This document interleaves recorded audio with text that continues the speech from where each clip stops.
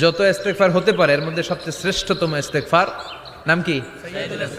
বুখারীর বর্ণনা, শাদ্দাদ ইবনে আউস রাদিয়াল্লাহু তাআলা আনহু বর্ণনা করেন, এই সাইয়্যিদুল ইস্তেগফার দিনের বেলা যে পড়বে ওই দিনে মারা গেলে সে জান্নাতি।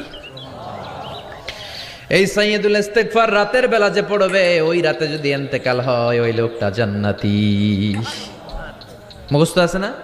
কার কার মুখস্থ হাত তুলেন। মাশাআল্লাহ, তাবারাকাল্লাহ, মাশাআল্লাহ, মাশাআল্লাহ।